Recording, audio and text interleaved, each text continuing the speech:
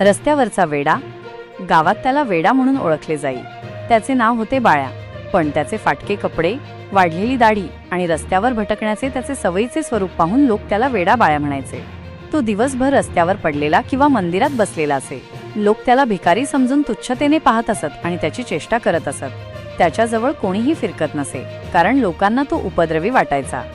पण बाळ्याचे डोळे नेहमी तीक्ष्ण असत. त्याचे शरीर थकलेले असले तरी त्याची नजर समाजातील गरजांकडे होती. तो वेडा नव्हता, तर तो गर्दीत एकटा होता. एक दिवस दुपारी कडक ऊन पडले असताना मुख्य रस्त्यावर खूप रहदारी होती.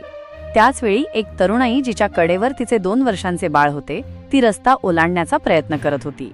वाहनांची गर्दी इतकी होती की तिला पुढे सरकणे शक्य नव्हते. प्रत्येक गाडी वेगाने येत होती आणि ती भेदरलेल्या नजरेने फक्त उभी होती. तिच्या चेहऱ्यावर भीती स्पष्ट दिसत होती. बाळ्या हे दृश्य पाहत होता. लोकांच्या नजरेत नेहमीच तुच्छ असलेला हा माणूस तत्काळ जागेवरून उठला. पायात चप्पल नसतानाही तो धावत रस्त्याच्या मधोमध गेला. त्याने आपल्या दोन्ही हातांनी गाड्यांना थांबवण्याचा इशारा केला. सुरुवातीला काही वाहन चालकांनी त्याला शिवीगाळ केली. वेड्या, बाजूला हो म्हणून ओरडले. पण बाळ्या आपल्या जागेवरून हलला नाही. त्याच्या डोळ्यांतील दृढ निश्चयामुळे काही सेकंदातच वाहतूक थबकली. वाहतूक थांबल्याचे पाहून बाळ्याने त्या मातेकडे पाहिले आणि हाताने तिला रस्ता ओलांडायला सांगितले.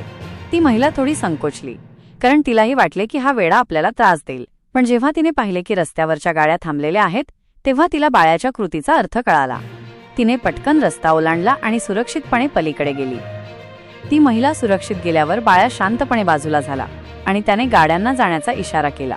वाहतूक पुन्हा सुरळीत झाली. तिथे उभ्या असलेल्या लोकांनी हे दृश्य पाहिले. त्यांच्या मनात बाळ्याबद्दलची भावना क्षणार्धात बदलली. वेडा म्हणून हिणवलेला तोच व्यक्ती आज खऱ्या माणुसकीचा देवदूत ठरला होता. लोकांना जाणवले की बाळ्याचे शरीर फाटलेले असले तरी त्याचे मन अत्यंत निरोगी आणि शुद्ध होते.